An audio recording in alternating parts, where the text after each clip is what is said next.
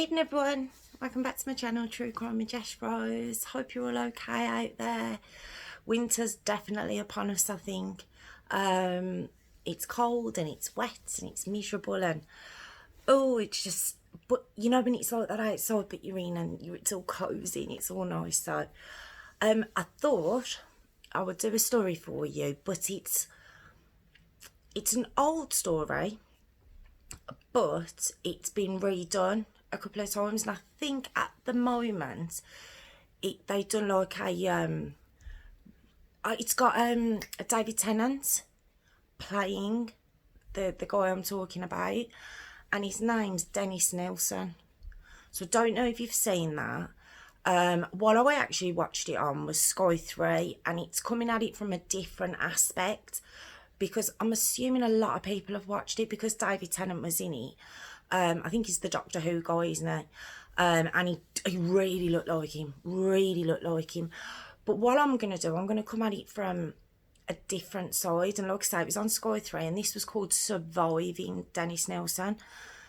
Now, Dennis,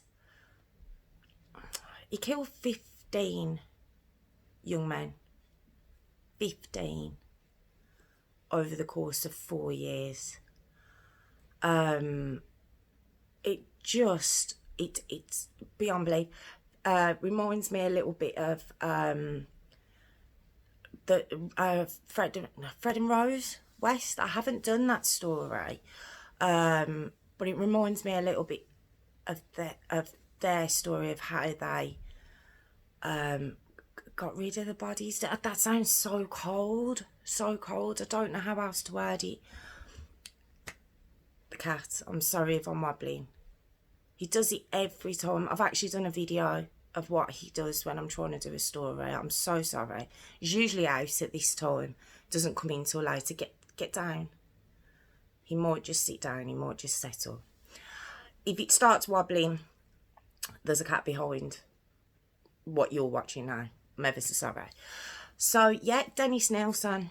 Now, we're going to start because there's so many aspects of this story, and I obviously don't want to keep you here for an hour and two hours.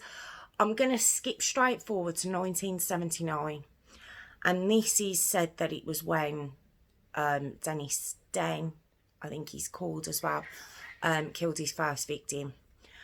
Now we don't know the victim's name because of how Dennis not got rid of the bodies, but what he did. And what Dennis would do would be to dismember the bodies, hide them around his flat. Dennis was born in 1946 in London. And at this point in 1979, Dennis was 33, and he lived at Melrose Avenue. I think it's North London. And at this point of the story where he'd killed his first victim, and he met a lad called Martin Hunter Craig. Now, Dennis was 33, Martin was 19, so he was a lot younger, but I think Martin was quite mature. And Dennis liked him. Dennis liked this lad. They seemed to get on, they seemed to bounce off each other. And when Martin went home with Dennis after meeting him, he said there was a smell. Now, Martin's on this show, Surviving Dennis Nilsen, obviously, so it's quite graphic. I don't know how to say it in a soft way, because it's so graphic. It genuinely is. And he said when he walked into Dennis's flat, there was a smell. And it said that if you had never been around, obviously not being in the police force or anything else, if you'd never been around death, let's say, you wouldn't know what the smell was. You'd put it down to maybe an old building, musty, not very, obviously not very nice. But he didn't know what it was. And him and Dennis began an affair that also lasted 4 years. And it must just have been Dennis liked him. And In the time Dennis lived at Melrose Avenue and was seeing Martin, he killed 12 men. 12 men in that flat while Martin was visiting him. 12 human beings. 6 of them were dismembered and put under the floorboards. He actually said he ran out of room and he had to start putting them in bags, in the wardrobe, in cupboards. Oh, he'd boil them.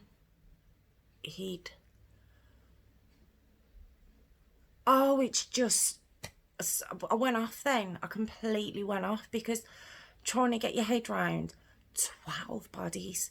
And Martin said it wasn't a big flat by any means. And could you imagine visiting, intermittently, and this particular smell just getting worse and worse and worse? I think this is obviously what was going on at the time. Well, Dennis wanted to move in October of 1981. So 3 years this guy's been getting away with meeting young men, bringing them back to his flat, not only murdering them, but then dismembering. Just no dignity, nothing. It baffles my brain. This guy really did just sort of, what's the word I'm trying to say? He fascinated, I suppose, a little bit. Just fascinated, disgusted, just a very... because it said that when he was out in the bars and meeting people, he was very charming. I didn't particularly think he was an attractive guy, even if you go back to late 70s, 80s. I know the whole big hair and the moustache and everything was out. That was a look. I didn't think... No, it just wasn't a thing, really. But we get up to October 1981. Dennis moved to 23 Cranley Gardens, again in London. But before he left, he built a fire in the back of Melrose Avenue. And what he did, he got a load of tyres, wheel tyres, and burnt them as well to kind of cover the smell of burning remains that he had around this flat. It's just so barbaric. This was just happening. And it said that in the late 70s and early 80s, what was also very upsetting about this story was homosexuality back then. It's not even that long ago when I think about it. It was just, it was still very taboo. It was very underground. It wasn't, they were looked at differently. Gay men, I presume gay women as well. They were just looked at as not being part of society. That's how it's described, which I think just, given the world we're in now, I mean, I can't imagine having to hide. I haven't had to live that life, and I know that there's struggles out there now. If you're watching this video, please comment. I don't pretend to know how that would feel. It must be awful. But to live in a society as it was back then, we've obviously got a fair way to go as a society itself. But how it was back then just sounds so... you were just looked at like the dregs of society. I just think that's really sad. And that was the reason no one really looked for these boys. Now, where were their families? Maybe the families did report it. In this show, it only really concentrates on these two. But yeah, he gets rid of the remains of 12 men from Melrose Avenue and moves to Cranley Gardens. Now, very quickly in Cranley Gardens, 2 more bodies were hidden And when Martin comes to visit, don't forget, he comes to a new flat now. It's like a big house, you see. It's a big house, 3 floors. I don't think there's anyone on the 2nd floor, and Dennis lives on the top floor. Martin says when he walks in, he actually says that bloody smell follows you everywhere. Apparently Dennis just laughed it off. Yeah, it's the building. He's got the remains of 2 dead men in wardrobes, in an ottoman, just scattered about. Now, in April of 1982, even though he's seen Martin, like I say, it said they were having more of an affair. They wasn't in an exclusive relationship. I think they were both, obviously, with Dennis as well, although for an ulterior motive. But I think Martin was, they'd go out and meet other men as well. I don't think it was serious. They just got on. I think that's just all it was. They just got on and they'd meet up and then they'd separate again. So, April 1982, Dennis meets a lad by the name of Cole Stotter. Now, Cole's 21, and he says that he meets Dennis at a gay bar, and they get on very well. Like I say, Dennis is a very charming guy, life of the party. He finds him attractive, and they go back to Dennis's flat. He mentions the smell again on the show, but it's said that if you're not around that, you wouldn't know what it was. So you can't look at these guys like, how would you not spot that? I wouldn't. I don't know what dead body smells like. I imagine it's horrific, but I wouldn't be able to go in somewhere and go, oh, someone's died. You just wouldn't. I don't know. But he didn't. So he goes into the flat and, they start drinking and stuff. And he said he wasn't really one for spirits, Carl wasn't.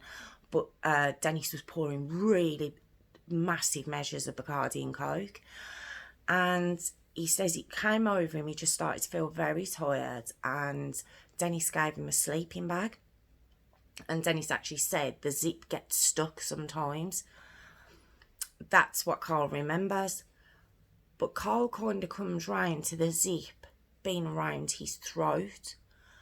Dennis being there, and Carl thinking at that time that Dennis was trying to help him and unzip it, but he loses consciousness. Then he wakes up in a cold, freezing bath with Dennis trying to drown him. Could you imagine? He's 21 years of age. Could you imagine the fear and how surreal it would be? You'd be like, what is happening? You wouldn't know. And Dennis takes him, after thinking Cole's dead, he takes him and puts him on his sofa. Maybe planning to, I don't know, presume dismember Cole. I'm not too sure. But Cole says he comes round when a dog is licking his face.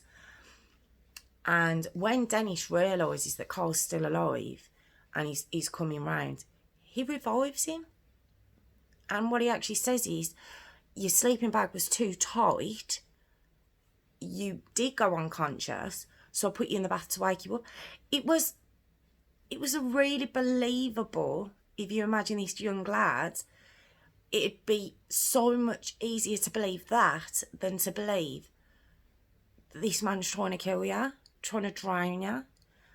So, yeah, that's what Dennis tells him, and then he says, I'll walk you to the tube.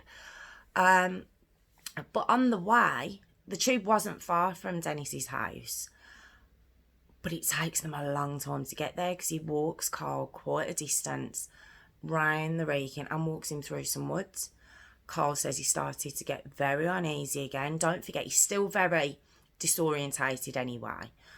And he starts to feel uneasy again, but then a guy with his dog appears. It's just it's not a dense woods. It's quite open, dog walkers, joggers, that kind of thing. And it's like the mood shifted again. And Dennis walked him to the tube, said goodbye. I'll meet you next week. I'll see you around. Very odd. So Colin realises something's not right, and he goes to the hospital. And one of the doctors actually says, someone's tried to kill you. Whether it be from the marks around his neck and everything else going on. But Cole just, he said he felt so, like I said, disorientated and not knowing what was going on. He just went home and slept. That's all he did. And then it just started to become like a bad dream. Like things would come back to him. And then in July 1982, Cole started getting flashbacks. So, you know, a few months later, he's getting these flashbacks. And he was told, he went to the doctors because it was really starting to get him down. He was starting to get depressed. He knew something had happened in that flat, but he couldn't explain it, right? You know, and look, say, back then, because Carl was a young guy, boy, man, he just didn't get the help he obviously needed, and he was just put on antidepressants. He was dismissed. He was literally dismissed. Oh, don't be stupid. Here's some tablets on your way. I mean, well, he's such a young lad. What, you know, and between July 82 and February 83, one more man was killed by Dennis Nilsen, adding up to 15 men he killed. Now, in February 1983, a plumber was called to 23 Cranley Gardens because the drains were blocked. And if you imagine a big building and the back of it, like a real old, not Victoria, would it be Victoria? Like an old house, and the drains, the gutter runs down. Is it the drain pipe runs down? And it was blocked, and as he's clearing it, he phones the police because he finds human remains in the drain. And when they check where the drain's coming from, it's to Dennis's flat because there's no one on the second floor. So it has to be his. So they knock on Dennis's door and he's not there. And so they wait. They wait for him because they know something's really not right. And when he gets back, quite relaxed about it, he invites them in to his flat. And because they are trained, you know, detectives, and, you know, no, his name's Detective Peter J, and he's been around dead bodies and, you know, a lot of crime scenes. He recognises a smell like that. And he just says, you know, you could smell decomposition straight away. And he just says to him, he says to Dennis, Peter does, he goes, don't mess about, where's the rest of the body? Because don't forget, they've just found remains in the drain. Where's the rest of the body?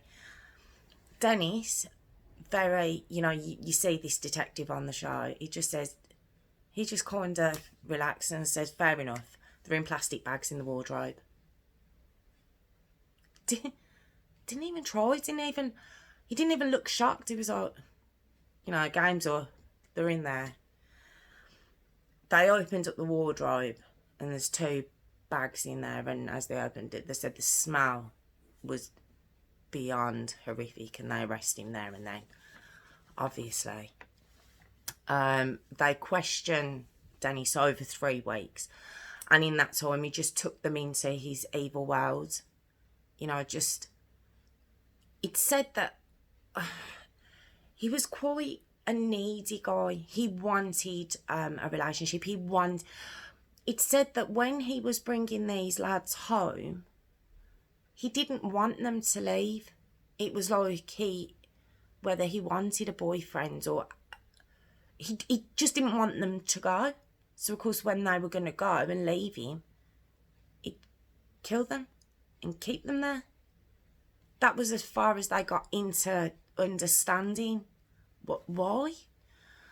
Now, Martin, don't forget, who's been in Dennis's life for this whole period of time, he heard about it on the news.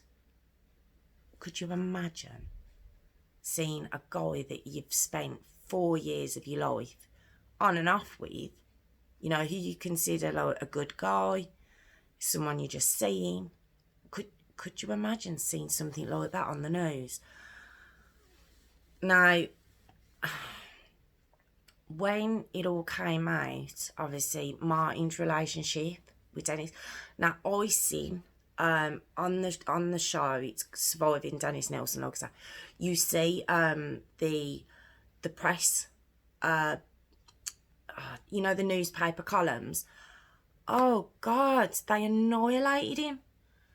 Obviously Dennis, but they annihilated Martin because he was in a relationship. He was gay, which at that time seemed to be as bad as being the murderer himself. It was just, what was written was just so heartless. They outed him. You know, Martin wasn't out. They outed him, they annihilated him. You know, he actually said the relationship he'd had with his mum, who'd been really close with, was never the same after it. I don't know if it's because his mum couldn't accept he was gay, or, I don't know, did it cross her mind that he knew about the men being killed? But it was very sad because he teared up at that point. You know, he'd been quite strong telling the story up to them, but you felt a pang because he said he'd been so close with his mum, and that although they, you know, they reformed the relationship as such, it was never the way it was. And the press themselves were awful to the victims themselves. Don't forget, there was a lot of victims that weren't pieced together, and weren't found. But the press basically said they deserved it because they were gay. Really hostile about them. Just disgusting. I think that's why I wanted to come at it from this side of what I watched, because I just thought, how could you be like that about another human being? They deserved it because of their sexual preference. Just a disgrace. Now, in April 1983, police questioned Carl Stotter, and all his memories had started to flood back because he'd seen this on the news. He'd come forward and says, listen, I think I might have perhaps become a victim of his, but, you know, for some reason he let me go. And he went into shock, Carl did, completely, because from not wanting to believe it and thinking, no, this guy was just helping me, it was, you know, I was imagining it, he realises not only was Dennis trying to kill him, that he'd been surrounded by there was 2 dead bodies by then that had been in the flat while Carl was there. But Nilsen himself, excuse me, Nilsen himself could only be charged with 6 murders out of the 15 because they couldn't identify the other bodies. 6. So there's 9 young men that have never been identified. And Carl was called to be a witness. Obviously, Martin was called to be a witness. Again, just the press just went in. There was no sympathy for these guys. Could you imagine being them? You know, Martin, who'd been with this guy for 4 years and not understanding why not him, and then Carl realising how close he'd come to death. It just must have been awful. On the 25th of October 1983, the trial began. And like I say, Carl was called as a witness, but he got the brunt of the homophobic press. That's what they were at the time. It was just an utter disgrace. Obviously, Martin was called as a witness, like I say, and Dennis just smiled at him the whole time. Dennis actually really liked Martin. And it's hard when you're watching this because you want to see Dennis as just this boogeyman. You know, you don't want to see him as a person. And then you hear these traits that he had of being someone you perhaps would get on with. It's just crazy. On the 4th of November 1983, Dennis was convicted and sentenced to life in prison. He actually told Detective Peter J that it's a good job you caught me at 15, because it could have gone to 150. I wouldn't have stopped. Openly says it. Very matter of fact about the whole thing. Okay, so on the 12th of May 2018, Dennis, so how many years would that have been? 83, 93, 2003, 2013. So 35 years he actually spent in prison, and Dennis died of a pulmonary embolism in excruciating pain at the age of 72. And I just thought, I'm glad he was in some sort of pain when he died, not just something quick. You know, obviously I'm glad he never saw the light of day out of prison again. And just to know that someone that evil and that you wouldn't know was evil. I mean, you want to believe someone who's capable of doing that you'd spot them, you know, have a beacon above their heads or something. But he was just an ordinary guy, which is really scary. So 37 years later, Carl, he's a reclusive completely. Martin's life's been ruined. They've never, ever, ever got their life back after this. They both hit alcohol really hard afterwards, just to try and blot it out. It's really sad at the end of this. It's really, really sad, because Carl actually says, what did he keep me alive for? I mean, how sad is that? You've survived something that 15 men didn't, and he wishes he hadn't. And Carl, though, he wrote to Dennis while Dennis was in prison. I think he wanted to know why didn't he kill him. He needed answers. And it said that Dennis didn't even remember him. There was just nothing. How sad's that? Like, and I think that's what added to why did you keep me alive? Because I think he was kind of hoping Dennis would explain why he saved him. You know, maybe there was... I don't know what redemption he wanted, Carl. I don't. But he didn't get it from Dennis, which is really, really sad. Martin, he actually went to visit Dennis. And he said to Dennis, what if I'd have moved in?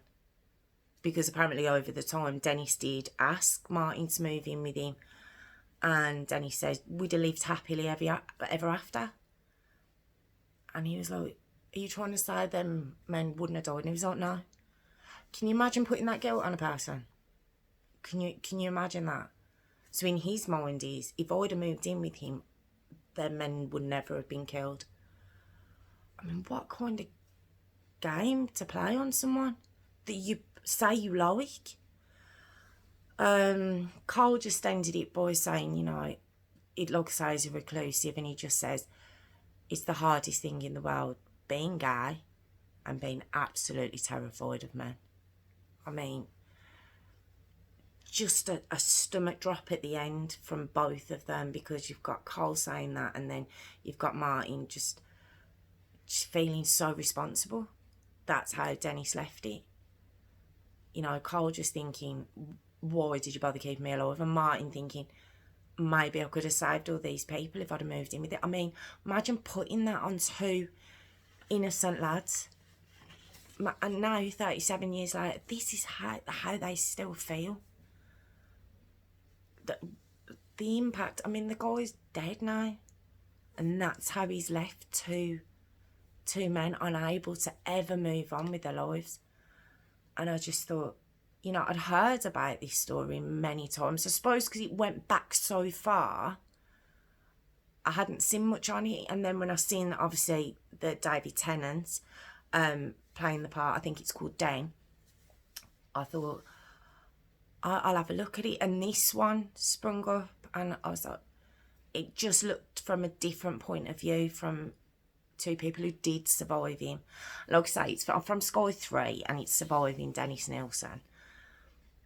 Just so you think it would end because he died, and the fact that I don't think it's just Martin and Cole. They were only the two that were mentioned. I think there were other lads who did get away, and do they feel the same out there? I just think there's so many shocking aspects to this, not only the crime itself, but how the victims were treated even after death. Not just by Dennis, I mean, what he did to them. There's no getting away from it, but the fact that the press treated victims so disgustingly, it's hard to believe that we lived in a world like that. I'm glad I didn't see any of that. I really am. Because it's hard to believe that people's mentality was like that. I'd like to think it wasn't the general public. I'd like to think that. I'd like to think, you know, but you don't know, because there's people in society who still now don't agree with that lifestyle. And I just think, do you? If you're happy, why does that impact anyone else's life? I don't understand that. But yeah, that's the story of Dennis Nilsen. Thank you for joining me. I don't know how to end again. If you've got any comments, please pop it in, or anything you want me to look at, or pop a like and subscribe. See, I'm not doing the jingle. I'm not doing it. I haven't quite. I'm still doing the shoulders. I will stop doing that. I keep getting told off about the shoulders. But yeah, I'd really appreciate it. And any comments, I do try and get back to every comment. Just sometimes they don't notify me if I've had one. So it takes sort of another one coming through, and it highlights, so that it's really odd the way it works. So if I haven't got back to you, I do apologise, and as soon as I see it, I will obviously reply. So yeah, thank you for joining me. Please subscribe, and I will see you all soon. Thank you very much. Thank you.